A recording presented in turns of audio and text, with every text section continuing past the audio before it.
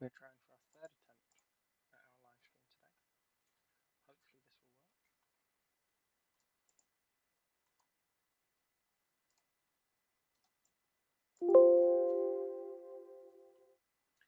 Hello folks.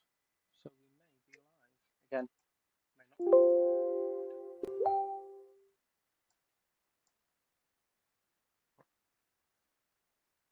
Hello. Can you hear me? We're trying for our third attempt at our live stream today.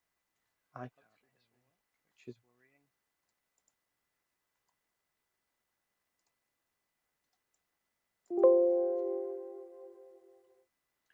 Hello folks. So we may be live again. May not be live. We don't know.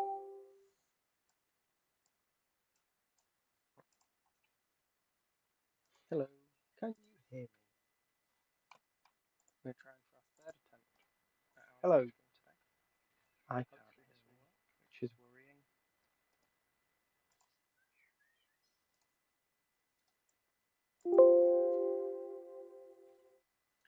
Hello folks. So we may be live again. May not be live. We don't know.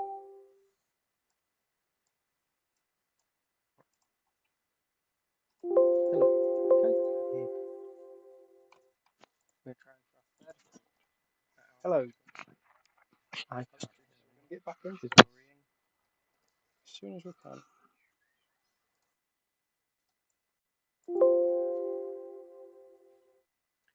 Hello folks. So we may be live again. May not be live. We don't know.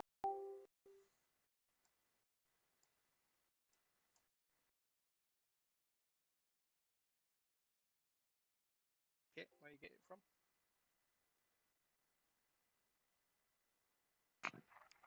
I can't. Hopefully this will work. Get back into Which this is worrying. as soon as we can. Shouldn't be having any sounds come through.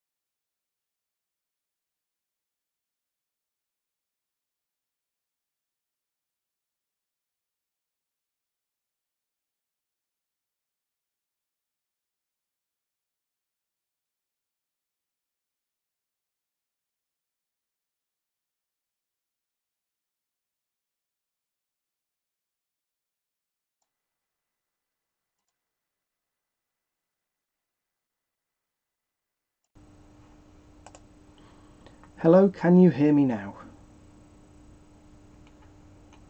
If we have some audio, let me know.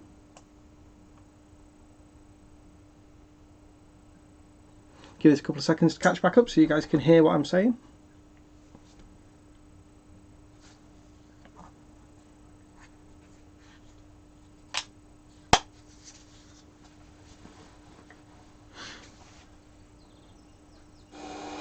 Oh, yeah, there's some sound there. Hello, can you hear? There we go, we've got sound. I know because I can hear it on the stream that I've got going. So, welcome everybody at long last. Sorry it's taken so long and apologies for the delays. So this isn't Makers Central 2020 at the NEC in Birmingham. As you can tell, we are in my garage. Some spiders up here somewhere, everywhere. Yes, unfortunately due to the COVID-19 pandemic, the show's been postponed for now. But I still wanted to give a bit of a demonstration, a bit of a talk about what it is that I do and we do as leatherworkers in general. So hopefully this connection will stay solid and we can have a bit of a chat. If you've got any questions, I do have full visibility over the YouTube chat on here. If you've got any questions and you're watching this later on, stick it into the chat or go across to the Facebook page or anything like that. And yeah, we can answer some other questions, whatever come in. So, first things first, what is leather? So leather is the preserved flesh. So you got a dead animal. What they realised they could do was the old hunters, the old cave people, kill an animal, you can eat its meat. They knew about that because they saw other animals doing it. Then what they realised they could do is the flesh of it. So you see that mammoth over there, he looks really warm. Let's skin him. Okay, well, you've skinned him, you're wearing his fur, it's going to start to rot and decay, which you don't want. Then they found out that they could preserve the flesh. So the old way of doing it, the sort of traditional way of tanning and preserving a hide, is with brain tanning. So what you can do is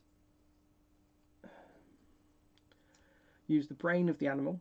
So you mush it all up, put a load of water in there, a bit of wee, a bit of poo, all the enzymes break down, and then you stretch it all out and leave it out in the sun and it dries up.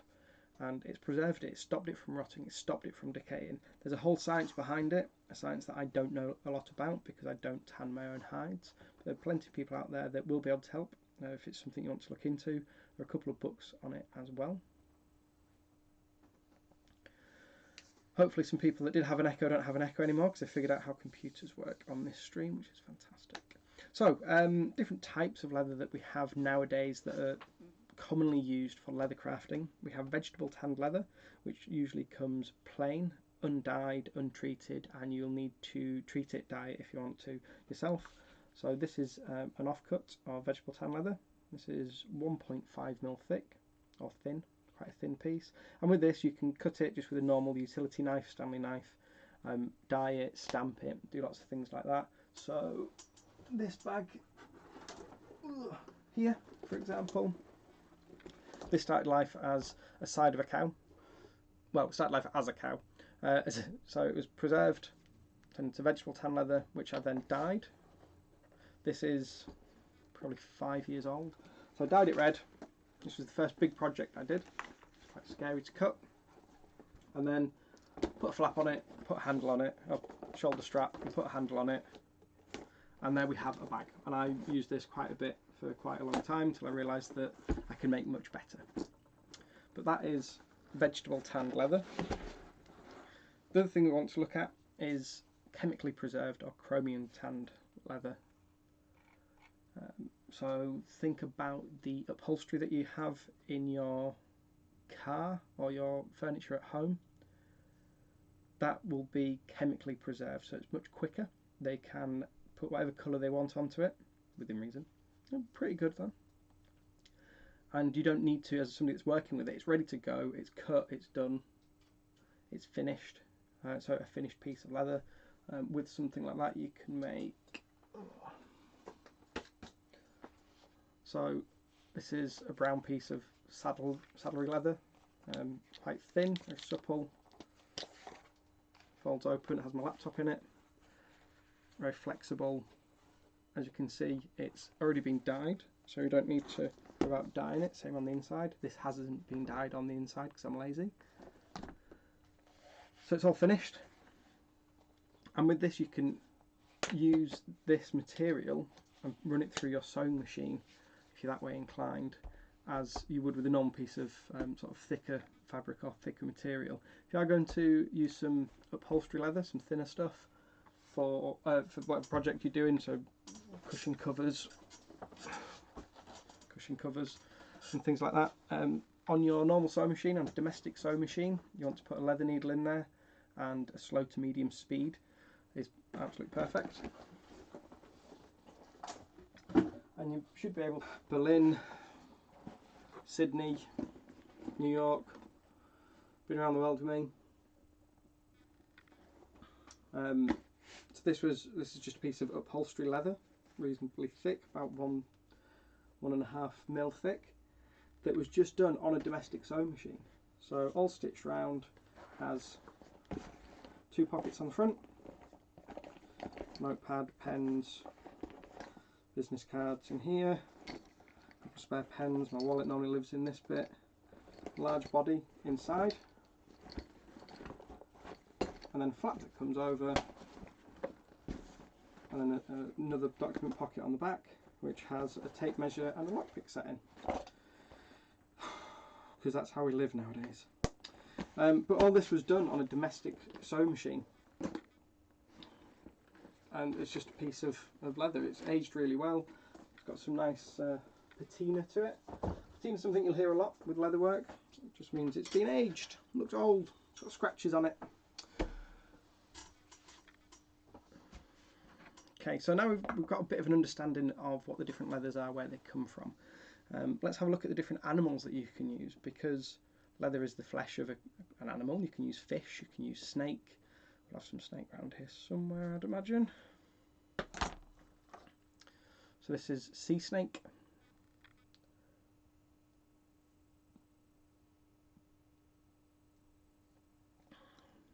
But one of the questions I get asked quite a lot is it ethical? I mean, where do you draw your line on ethical, I guess? Yes, most of it is. A lot of the hides that we have here and what most places will sell are byproduct of the meat industry. So, however, with that being said, I know this sea snake was farmed for its skin. I've got some python around here somewhere. I've got the rest of this python. So I've used this to make a wallet. So that is actual python skin. Lovely feel to it. I've just made a simple wallet from it. But yet again, that would have been farmed for its skin. It's not the shed. It's not when it shed its skin, it's its actual skin, so the animal will be dead to get that. How do I feel about using it? Certain animals I won't use. I wouldn't necessarily use dog, especially if I knew the dog.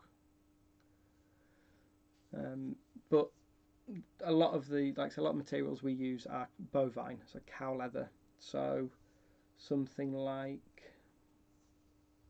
this belt, vegetable tanned, hand dyed, finished. It's got a name on it there somewhere. This was made as a set of 4, I think, can't remember, for a wedding, so they all matched. Hand dyed, done, bit of cow, big old cow. I've got a load of use from it. That material is only going to be going into a landfill anyway. So what are the ethics on it? Is it the best thing to use? Well, yeah. It's something ridiculous, like we only use 70% of all animal byproducts. So a lot of the animal byproducts go into cosmetics and food, things like that, gelatines and things. But with the flesh and the skin, you can only really do one thing with it, and that's make leather. So if you think about the shoe industry, general clothing, upholstery, people like saddle makers use a lot of leather.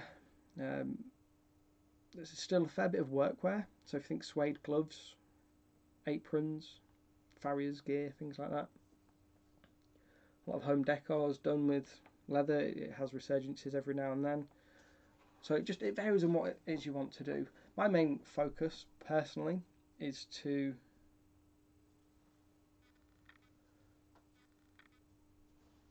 no, it isn't mine.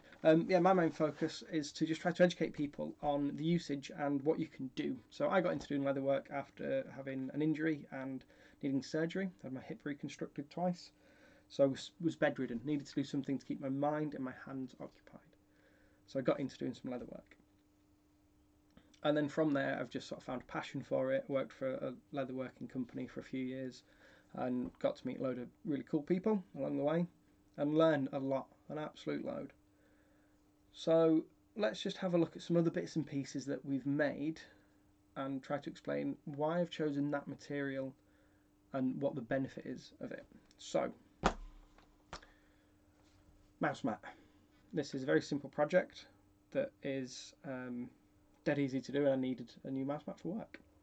So this is a piece of buffalo leather with some cow suede glued on the back, and then the whole thing has been hand stitched. And the hand stitching part of the leather work is very therapeutic, because you sit and you have to concentrate, and it's quite monotonous, so you just keep on doing the same thing over and over again. But it really helps a lot of people. A lot of people use leatherwork as part of a recovery process. Ooh, if I can remember this correctly, from Tandy Leather, the son came back from, I want to say, Vietnam, maybe. No, it might be the First World War, actually. And was doing leatherwork because he came from a leatherworking background, family, and they then realised there was a market for it, and that's how the crafting side of it sort of expanded over there. May or may not be right or wrong, can't remember. So, I'm just going to jump into this chat dead quick. Somebody has just asked, is it lined? No. So, when I first started doing leather stuff, this red bag here, for example. This red bag is, like I say, my first big project. This is not lined, and the inside of it is not sealed. So this is still fluffy. If you rub it enough, it comes off as leather dust, sort of like sawdust. Absolutely not lined at all. Do I wish I'd lined it? Yeah, possibly. The everyday bag that I use also is not lined. Let me just grab that back. Just because it's a finished piece. Just re-angle this so you can see. So it's a finished piece of leather. The inside of it is a little bit sort of, it's a suede lined finish anyway. So I didn't feel the need to give it an additional lining. And I don't think I knew how to do linings well when I made this bag.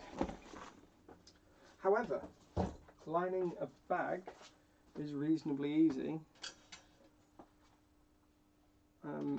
when you know how.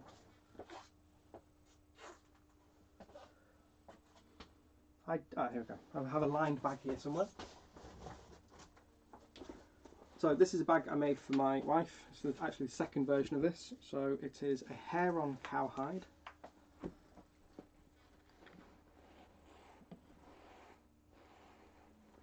Hopefully you can see and hear that. It's done in whatever sort of triangular shape, looks like a sun lily that is. And this is lined.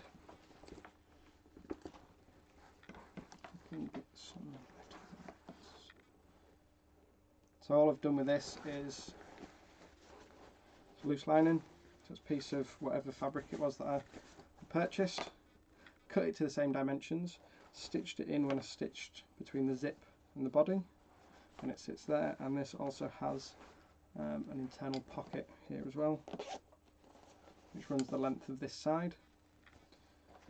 So I learnt how to do these sorts of linings by going on a bag retreat. So Mrs. S does bag retreats in the UK, or if not, just find any of the build along videos of bag making. Mrs. S Patterns, she's got some great stuff on there. The squiffy bag's a good one when it comes to lining. It just gives you an idea of what steps you need to do and the process that you need to take when lining a bag. but a lot of my bags nowadays are lined. I'm lining wallets. I've got lots of different materials and things like that to use. Got a whole drawer of lining materials. So yes, you can line it. You don't have to. Same with wallets. So this wallet here is lined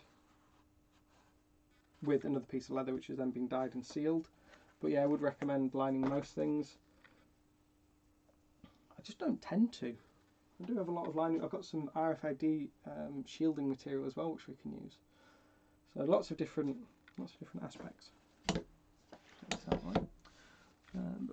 Do you buy your leather fully pre-treated, or do you treat it, or do it yourself? If so, how easy would treating and or tanning leather be for home leather worker? So thanks for that question, Jonathan.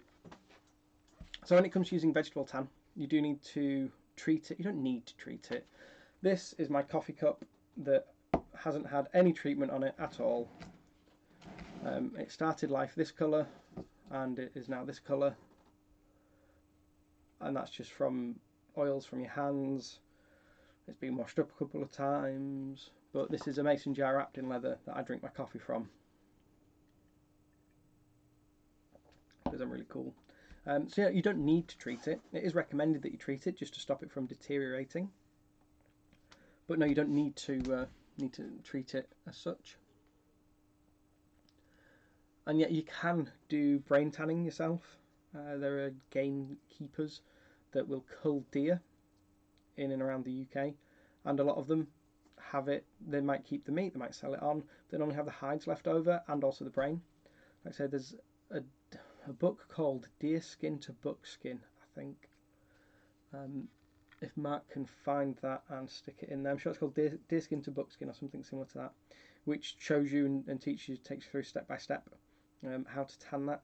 There are courses around the world that you probably find local people, obviously after the pandemic's over and we're allowed back out, that can teach you to do tanning. All I know is it stinks.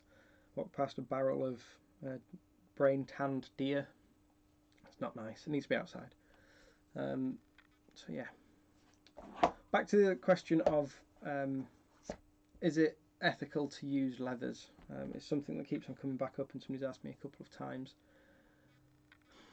I've got some questionable leathers here. For example, this here is a deer hide, and what you can see right there is a bullet hole. That is where this animal was killed. However, this, like I've just mentioned about the brain tanning, this animal was culled, so North American deer hide, deer skin, and they were overrunning the local environment and they needed to be culled to protect the ecosystem there. So I don't feel bad about using it. It's expensive. It's nice, it's very soft. Some of the snake, where it has been sort of bred for its skin, some of that stuff's not great. This is a horse, or this was a horse, this is horse leather. That I've just turned into a little SD card holder. Simple little pattern, couple of pieces, but yeah, absolutely made from a bit of a horse. So as long as the animal isn't killed for its skin, I don't really have a problem using it, because if it's waste that would be going into a landfill and we're taking that out of the environment, fantastic. And yeah, you know, making stuff does produce waste as well, little bits like this. However, I keep all of my scraps. I'm not going to show you the scrap bin because it's pretty full. So if anybody wants any scraps, let me know. I can bag them up, send them across. But no, I'd use anything. If it was legal too and I trusted the source and it was thick enough, I'd use human leather. It's illegal in every part of the world, I believe. So I'm not going to do that. Anyway, back to leatherwork. What else can we make? Well, sporting goods. This is a taekwondo kicking paddle. padded leather. Why do we use leather? It's robust, it can take a beating. It's a nice thick piece as well. What other bits and pieces have we got? I wanted to answer some more questions, but I think I got them all previously.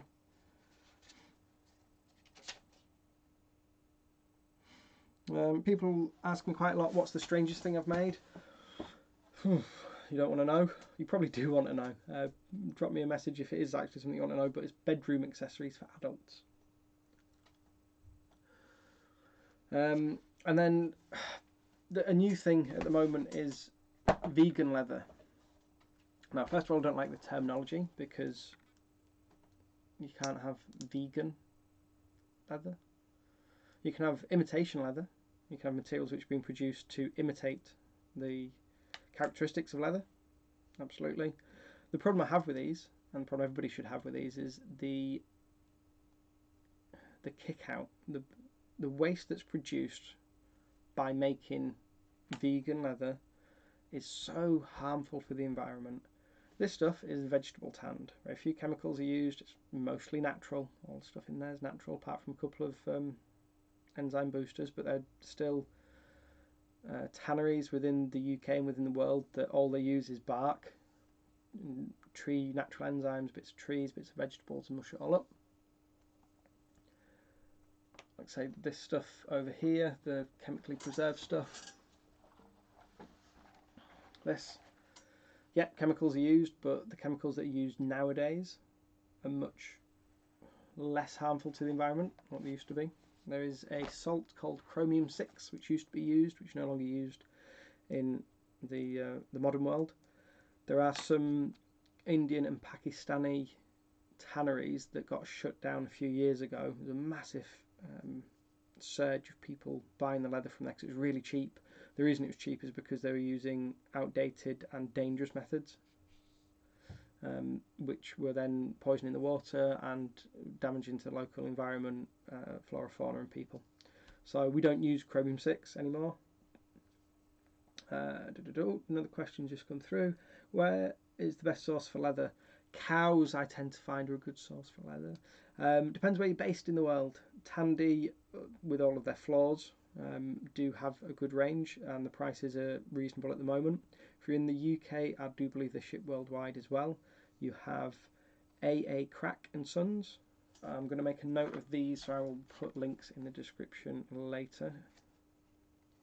Just want to make sure I get everything down that I've said. So you've got AA Crack and Sons. You've got Metropolitan Leather. I love Metropolitan Leather's this veg tan. My new favourite thing to use. It is so nice. The other thing they do is a Lamport shoulder, Lamport side as well actually, which is this stuff. So pre-finished. I can't remember the thickness of this, but I will find out and put the details in there for you.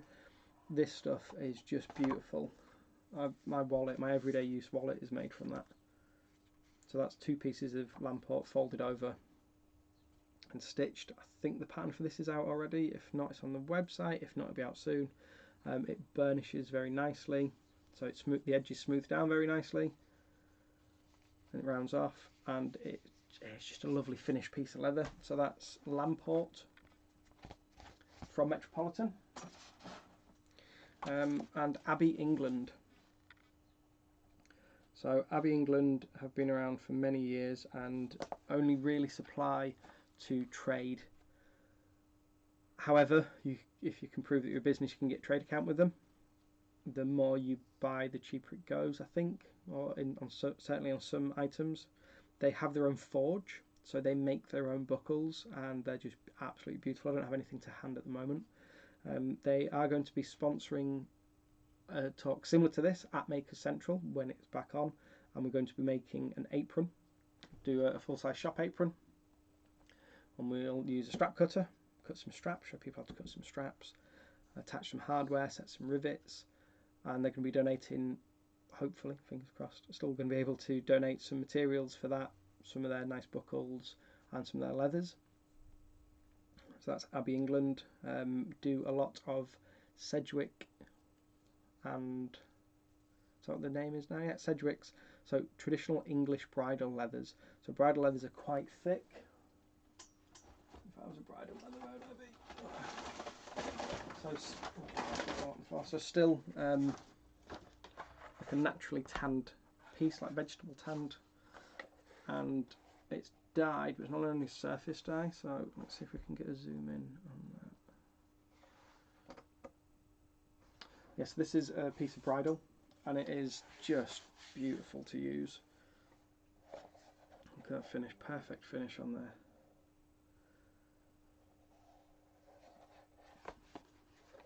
To look at the top of this, you could say, you could mistake it for vinyl. That's how smooth the finish it is, but it's not, it's just very well finished leather. You can see on the back there is a texture to it, see the difference. Shiny and not as shiny. I was going to say matte, but it doesn't really show up as matte on here, but you can see a difference. Abbey England, Sedgwick's. Sedgwick's and Clayton's it used to be called. They've joined forces, I believe. So best place for leather is, if you're in the States, Springfield and Weaver. I've heard very good things, I've never used them. And then hardware, fasteners, fixings, things like that, rivets. I've got some videos on this channel on rivet setting. On two different types of rivets, we have rapid rivets, which are the quick, easy, the crafters rivets. And we have the traditional rivets and burrs, which I really, really enjoy using at the moment. So hopefully you'll be able to see some of them.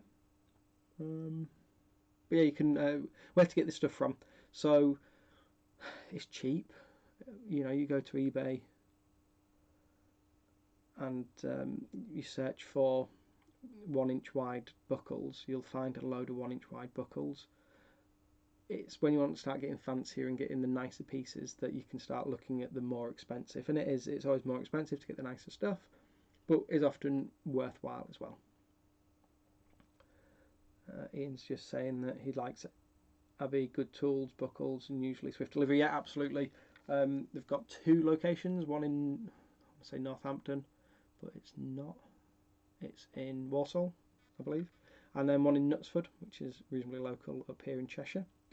And you can go in, I'll try and book in, let them know you're going to go down. But yeah, again, it is mostly for trade. But you can slaughter off the website, just get in touch with them. Really, really nice guys. They know what they're doing over there. And yeah, pretty good delivery. Threads. So if you're going to be hand sewing, most of my threads I get from eBay. Put a note on here for threads, for links, which I'll pop on later.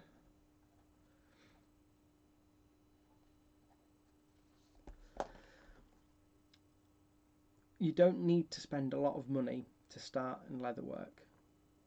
You need some basic tools. You can buy a basic leatherworking toolkit from Amazon. I'm going to buy one of these and I'll do a review of this at some point soon for everybody, just so you can see exactly what's in it. Is it worth getting? The answer is yes. By the way, I've already seen one. I know what's in some of them, and just to get some basic leatherworking done, it's absolutely worth picking it up. You know, spend less than £50 when I've got tools here where one of them is worth more than that. So you don't need to spend a lot of money to start leatherwork. If it's something you do want to get into and you're really not sure where you want to go, the one question I ask everybody, and used to ask everybody that came into the shop when I worked for Tandy, is why are you here? No, is what would you like to make? And if they don't know what they'd like to make, I'd ask some more questions to try and figure it out. So ask yourself now, what is it I want to make? Why is it I want to start doing leatherwork? If it's because you want to learn a new skill, fantastic, great stuff. What we'll do then is think of a project and we'll make the project. So we're going to go the same route, it just depends on how we're going to get there. So what do you want to make? I would like to make a wallet. Okay, brilliant. What skills do we then need to be able to make a wallet? Okay, depends on how far we want to go, but let's go basic skills. We need to be able to cut, we need to be able to glue, and we need to be able to stitch. Okay, that's three things that we need to be able to do. First one's quite easy. So we need to be able to cut. How do we cut leather? Sharp knife. Do you need a specialist knife? No. Can you get a specialist knife? Yeah. Lots of specialist knives for leather. We've got saddler's knife or a head knife.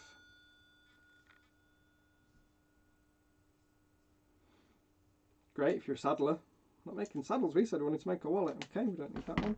Got a skiving knife. These are really popular at the moment, taking a big sort of resurgence. Nice and flat. Do we need it for making a wallet? No, not necessarily. What about clicker knife? Oh, I love a clicker knife. If you see my videos, you know that I love a clicker knife. A clicker knife is one of these. I love me a clicker knife. Do I need it to make a wallet? Not necessarily. What about just a good old-fashioned Stanley knife? Perfect. That's all you need. All we're going to be doing is cutting some leather. Just a knife. What else are we going to need? We're going to need a ruler. That's how we can cut. That's one skill that we can teach, that we can learn all by ourselves in the comfort of our own homes, at our own kitchen table. We can learn to cut. I would recommend you get a cutting mat. I've got multiple different sizes of these. Amazon and eBay. Search cutting mat, crafter's mat, and you'll be able to find the stuff that you're looking for. And all we're going to do is take some leather and a straight edge. We're going to cut.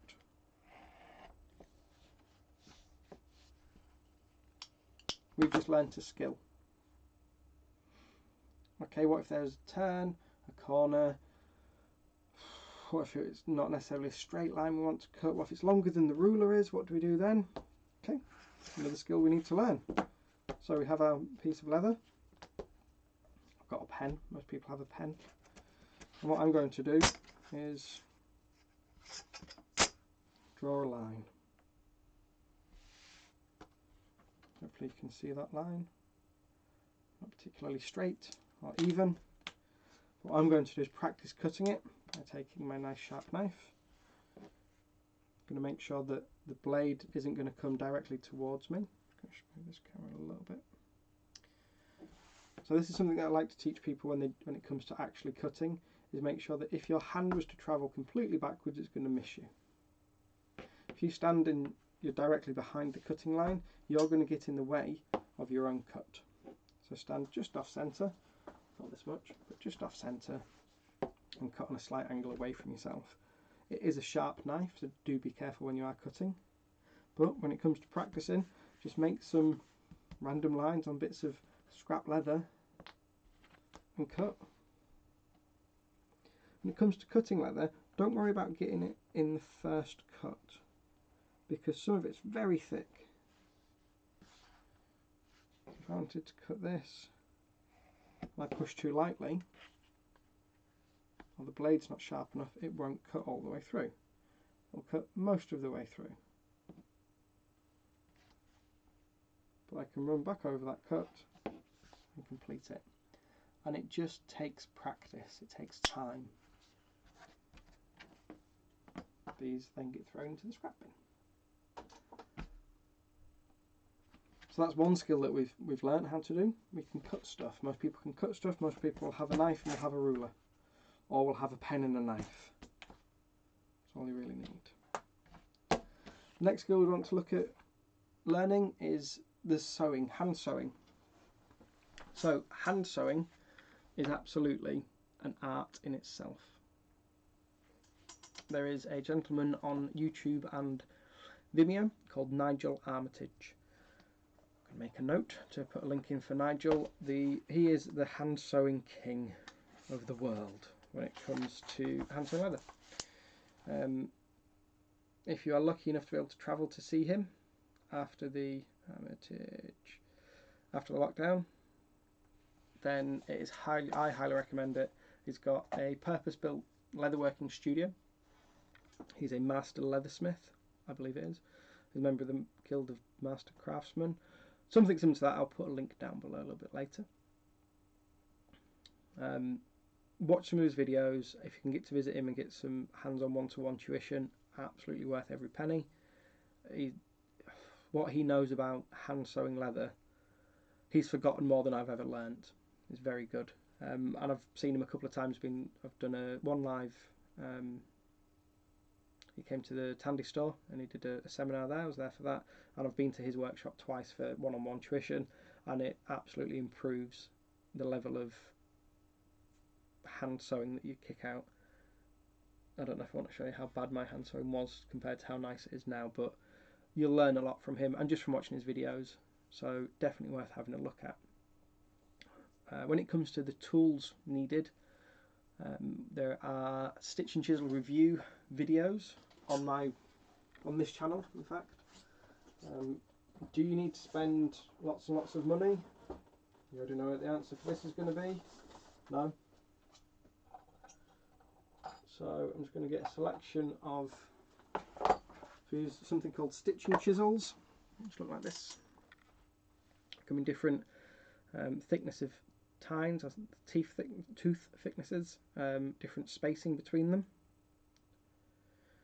Again, have a look at the videos for the stitch and chisel reviews. So this one here is from Tandy, costs, I think it's about £10. This one here is from Abbey, England. It's one of their new range. You can get 3 in a set for about £25. These I'm exceptionally impressed with. Check out the videos on how to use these after this. Very good. Or you get something like this, which is from KS Blades. They'll do a very similar job. Say, watch the videos to learn how. But essentially, you place it onto the leather, hammer down, and it puts a hole in it for you.